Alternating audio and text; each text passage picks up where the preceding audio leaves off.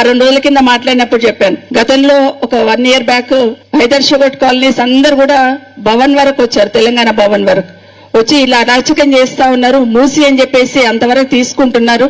మేము ఈఎంఐలు కట్టుకోవాలి, లోన్లు తెచ్చుకున్నాము, మేము ఎక్కడికి వెళ్ళాలి అని ఒకరొకరు అడుగుతూ ఉంటే ఆ రోజు అక్క చెల్లెలందరూ ఏడ్చిన బాధకి ఆ రోజు మొత్తం బీఆర్ఎస్ పార్టీ నుండి హరీష్ రావు గారు కానీ కేటీఆర్ గారు కానీ కదిలొచ్చి మీతో మేమున్నామని చెప్పడం జరుగుతుంది. ఈ రోజు కూడా మీకు అందరికి ఒకటే విజ్ఞప్తి చేస్తున్నాం.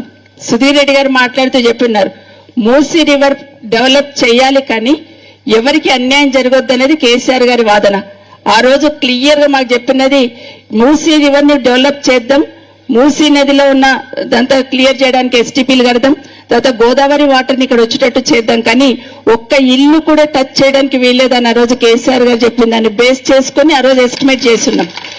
ఇదే కాదు, ఒక చిన్న ఉదాహరణ సుధీర్ మాట్లాడుతూ చెప్పినారు, వర్షం నీళ్ళు వచ్చినప్పుడు కూడా బాగా వర్షం వచ్చినప్పుడు కూడా మనకు అసలు టచ్ కాలేదని. ఆ వర్షం వచ్చినప్పుడు కూడా హైదరాబాద్ చుట్టుపక్కల హైదరాబాద్ లో చాలా కాలనీస్ మునిగిపోయినాయి. మునిగిపోయినప్పుడు కేసీఆర్ గారు మమ్మల్ని పిలిచి ఒకటే అడిగారు, వీళ్ళందరూ కాలనీస్ అందరూ కట్టుకున్న తర్వాత వాళ్ళు ఎక్కడో లోన్లు తెచ్చి అప్పు తెచ్చి జీవితం అంతా కష్టపడి ఇండ్లు కట్టుకుంటారు, మరి ఇల్లు వర్షం వస్తే ఇండ్లు మునిగిపోతే వాళ్ళ పరిస్థితి ఏంది అని అడిగారు. మాకు ఏం చేయాలో అర్థం కావట్లేదు.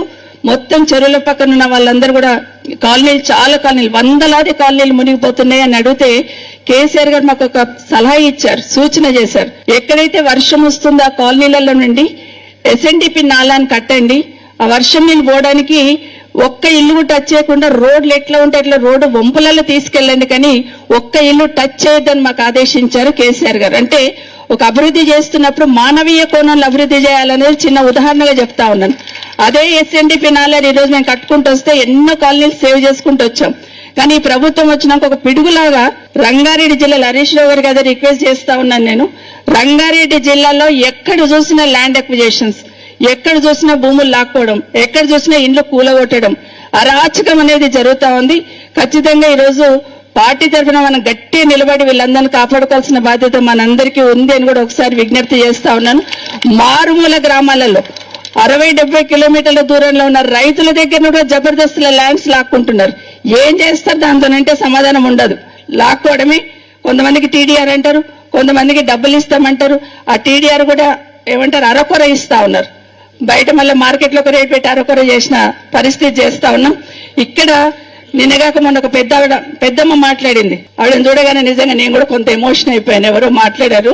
ఆ అమ్మ ఏం చెప్తుందంటే, మేము 400 కుటుంబాలు ఇక్కడ ఉన్నాము, జీవితంలో కష్టపడి సంపాదించుకున్నదంతా ఇండ్ల మీద పెట్టి మేమేదో ఇక్కడ కొనుక్కున్నాము, ఇదంతా అక్వైర్ చేయడానికి ఇంత పోలీసునో లేకపోతే ఇంత నోటీసులు ఇచ్చి ఇంత హంగామా ఎందుకు చేస్తున్నారండి ముఖ్యమంత్రి గారు? ఒక 10 రూపాయలు పెట్టి విషయం తీసుకొచ్చి వాటర్ ట్యాంక్ లో కలపండి అన్నది. నిజంగా ఆవిడని చూసినప్పుడు మా అమ్మమ్మ గుర్తుకొచ్చింది. నాకు నిజంగా చాలా బాధ అనిపించింది. ఒక ఇల్లు కట్టుకున్నారంటే దాని వెనకాల ఎన్ని ఎమోషన్స్ ఉంటాయి అనేది చెప్పడానికి చిన్న ఉదాహరణ. ఖచ్చితంగా ఎట్టి పరిస్థితులలో నిజంగా ప్రభుత్వానికి మానవత్వం అనేది ఉంటే అవసరం లేని దగ్గర కూడా అరాచకం సృష్టించే ప్రయత్నం చేస్తా ఉన్నారు. అసలు ఇది అవసరమే లేదు, ల్యాండ్ ఎక్విజిషన్ చేయాల్సిన అవసరం లేదు, ఈ బిల్డింగ్స్ తీసుకోవాల్సిన అవసరం లేదు. ఇంతకుముందు కృష్ణారావు గారు మాట్లాడుతూ చెప్పారు కదా, నిజంగా మూసి బ్యూటిఫికేషన్ చేయాలనుకుంటే డెప్త్లోకి వెళ్ళండి, రిటర్నింగ్ వాల్స్ కట్టండి తప్పిస్తే ఏదో ఒక రకంగా అరాచకం చేయాలి, ఏదో తన ముద్ర ఉండాలి అనే ప్రయత్నం ఏదైతే చేస్తుందో ఇది ఎట్టి